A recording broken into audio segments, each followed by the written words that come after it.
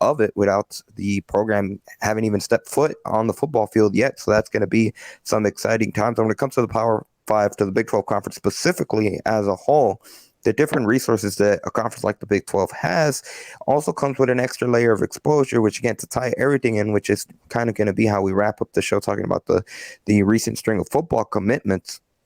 One of the things that the Big 12 is doing, and specifically under Commissioner Brett Yormark, is trying to get as much exposure for the conference, and one of those areas is playing international games, specifically when it comes to Houston's men's basketball team. It comes to playing a game in Mexico against Kansas. It'll be a non-conference game, but obviously, of course, both teams are going to be a part of the Big 12 conference, and they're both going to be showcasing those are two premier programs, not just in the Big 12, but in the entire country, are going to be showcasing to new audience, not overseas, but international here, just south of the border in Mexico. Here's what head coach Kelvin Sampson had to say about both Commissioner Brett Yormark and about having to play against Kansas in 2024 in Mexico. Brett Yormark is one of those dudes, the first time you meet him, he kind of it's like getting hit in the head with a rubber mallet. He's very dynamic. I was super impressed with him. I think going forward, he's kind of what the Big 12 needs.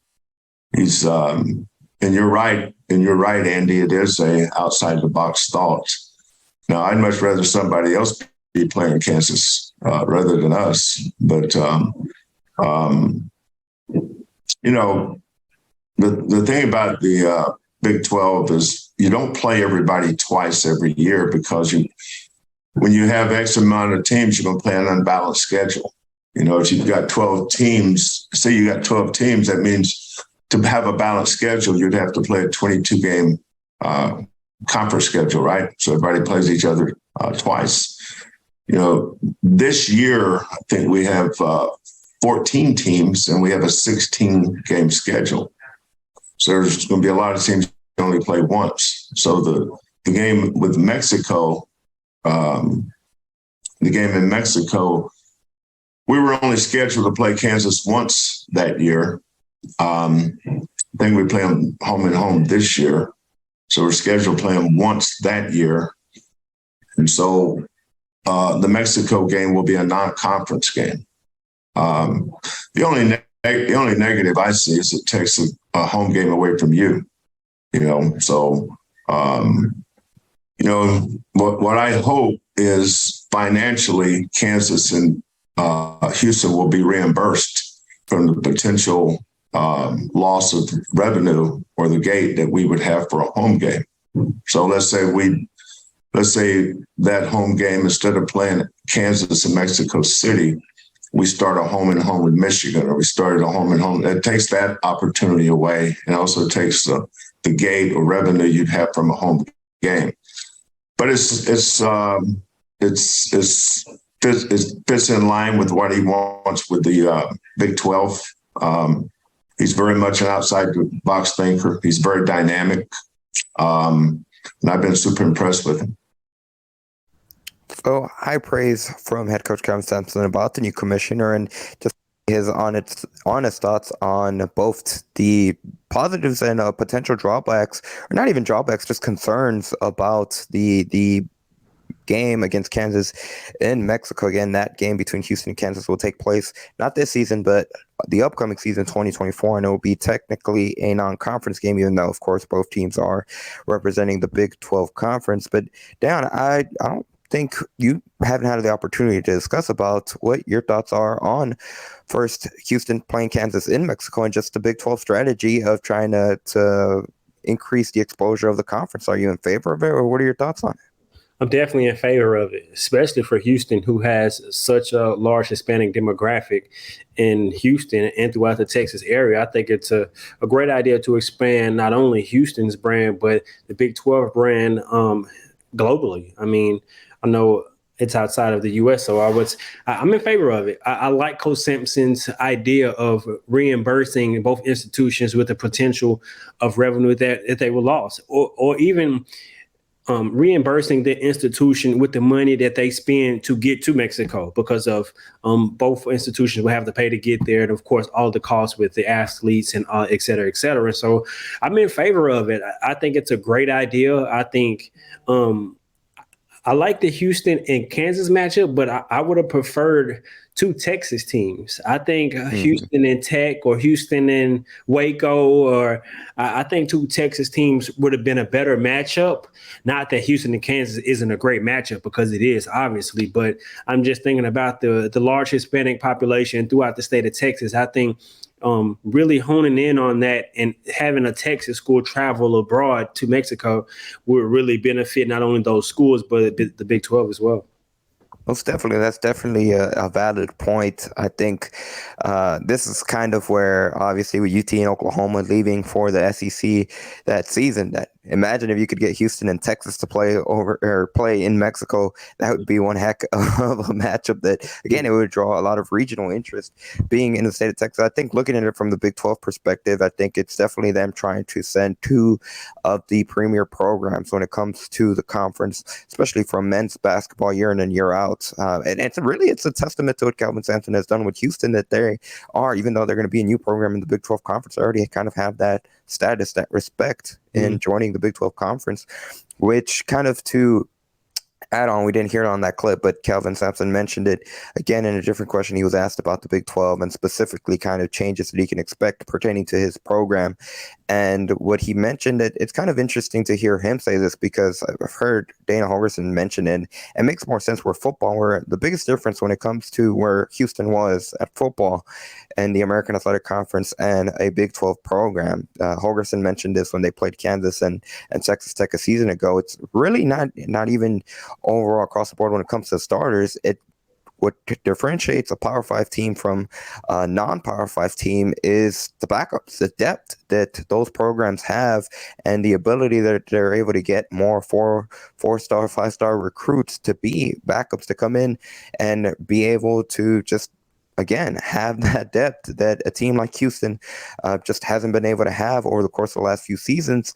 Now, switching it over to men's basketball, Kelvin Sampson kind of alluded to the same thing, and that'll be the biggest challenge. And not even specifically just because you got to have depth overall just to be from rankings or specific or anything like that. He just said that every conference game in the Big 12, specifically when it comes to basketball and how many programs are just juggernauts, or certainly they're going to be competitive night in and night out. He said every game is an emotional, psychological, and physical battle for these teams, and they just need to have that depth to be able to not really overload the starters, overload the main rotation players, and have a consistent rotation, a deeper rotation to kind of offset that. Right. And there's so many things that were going through my head as you were reiterating what Coach Sampson said. And just starting with the mental aspect of it. When you travel in the Big 12, it's going to be a huge difference going to crowds versus going to playing against a Tulane or playing to get a Temple or things like that. And so a psychological aspect, I think that's something to take to horn in. And not only that, you have to have quality depth. Not to say that Houston hasn't had quality depth in the past, but I think that Coach Sampson realized you have to have a quality depth that in any given situation can be a starter or play valuable minutes and actually impact the game. And so I think that Coach Sampson is really, really honing in on that and really realizing that, because I mean, you look at last year, the depth that they had was freshmen coming off the bench. And not to say they aren't quality players, because they prove that they are quality players, or I don't think they would have been at Houston anyway. But just going into a bigger conference, you don't always want to rely on youth, especially when every game is like a tournament matchup because of the quality of the teams. And so I think Coach Sampson, of course, he loves players with experience. And like he said, the only way to get that experience is to play. And so I'm just excited. I mean, I think as long as he is at the helm, him and his entire staff went to Houston, I'm confident that the team can produce and continue to be in the upper echelon of teams, what they were in the American, in the Big 12. I think not only will Coach Sampson be one of the better coaches, and he'll add to the list of Hall of Fame coaches in the Big 12, but I think he's going to have his team prepared psychologically because he's been there. He knows what it takes, and I think they're going to really, really lead on his experience and some of the assistant coaches like Coach Q and some of the other coaches that played in that conference that actually knows what it takes. And so I think Coach Sampson, of course, I agree with everything he said, and the Big 12 is going to be a challenge in itself, but you have to have quality depth because we didn't even mention injuries and what Houston years ago went through that, and you had to have 2 seasons ago had to have that depth, and so you definitely need depth. Yeah, I'm just look at the makeup of this team. They added 2 key veterans in Eldrick Cryer and Damian Dunn, but they are going to have a lot of returning players that do have experience. The guys like Ramon Walker, Terrence Arsenault in his second year, top to bottom, and of course the big piece in Javier Francis, who Sampson has been high on over the course of last season. Kind of see him take that next step in development and kind of step into potentially a starter role for Houston will be definitely something to watch in Houston's first year is as a Big 12 school. Now, the last thing, and kind of your point, Dayon, and specifically what you mentioned, of course, with having to play different crowds where night in and night out, it's just going to be a madhouse just because of how the Big 12 are. I think the crowds are going to be electric, no doubt about that. But I think something that Houston has had, not the favor of, something that they're going to have in their favor is just last season having that #1 ranking a lot of times, even though they were playing. I speak from experience, especially that, when you think of East Carolina, you think of Tulsa much less, but East Carolina, you don't necessarily think of them as being a basketball powerhouse. But when Houston came to town, it was literally like, if look at it from a pros perspective, it's like if the New York Yankees were in town, kind of trying to compare it in that aspect. There were hotels near in Greenville when East Carolina, they were literally packed. They were sold. Like, they didn't have any rooms to spread because alumni had come in to see the game, and even something else, just the Sampson family dynamic too, because a lot of them were there to see Houston too. Family ties with the Sampson family as well for that game, so they kind of have that in their favor. To answer the comment from Mr. Smith in the live stream, is Malik Wilson withdrawing from the transfer portal? I do not believe so. Even then, Houston technically does have 1 scholarship spot open, but I do not believe that I haven't heard anything about him withdrawing from the transfer portal. That would be interesting if he did do that, or if Houston were to still have a scholarship for him. I don't think he's announced he's gone to another school, but that's something definitely to keep an eye on. Yeah, I haven't heard anything like that about that as well. But just one of the points that you made, and is a really, really great point, is, like you said, when Houston went to East Carolina, they had that #1 ranking. I think they're still going to have that target on their back, not only because of their Houston, because I'm expecting them to be ranked as well. And each team is want to go to prove that they're better than Houston. So that's a really good point. And I think that aspect was to their benefit. And like Coach Sampson said, the players that they brought in have played in big games against big crowds and have a lot of experience. And to my point a second ago, Terrence, Emmanuel, who were young players last year, and JVA got experience playing against those big crowds and big games. And so I think they're going to be a little bit more seasoned, more calm, and more sure in themselves and confident in themselves when they're in those moments to be able to impact the game and produce to their liking. I will say this, though. I don't think there's anything that can compare to Allen Fieldhouse when Houston does have to play in Kansas for that game. Yeah, no, I would agree. And I would agree. I don't think there's nothing to compare. I think from what I hear, I'm like a couple miles outside the state of Kansas, and people tell me that it's so small and compact that it's in favor to Kansas because it almost feels like the crowd is on top of the court. And so I definitely want to experience a game there as well. But, I mean, you're definitely right. I don't think it's nothing that can prepare you for an atmosphere like that. A couple of other notes from Sampson's availability on Tuesday morning. First, the one that kind of stood out to me was about Cordell Jefferson, and he had surgery on his wrist. I found it interesting that he didn't even know about it until he came to campus and they did an X-ray on him. And Sampson kind of cracked a interest there. He said an interesting joke where Jefferson's father told him, "Oh, that explains his free throw shooting in high school a season ago." But that's just something to keep an eye on. Shouldn't be anything that hinders him once the season starts, but that's certainly something that caught my eye. And even the exhibition game, the Houston will host UNC Pembroke, which is Kelvin Sampson's alma mater.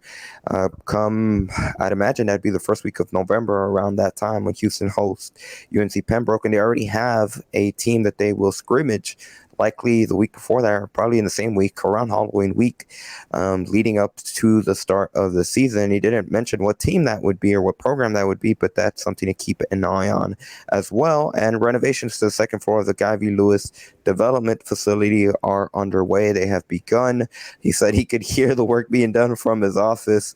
And of course, the second floor of the Guy V. Lewis Development Facility is mostly focused on the living area for the players, or kind of the space that they spend most of their time when they're not on the practice court. So a lot of that is for the players themselves. And again, now that they're going to be in the Big 12, an ever-changing, evolving dynamic for the program to be competitive with those other Power 5 programs.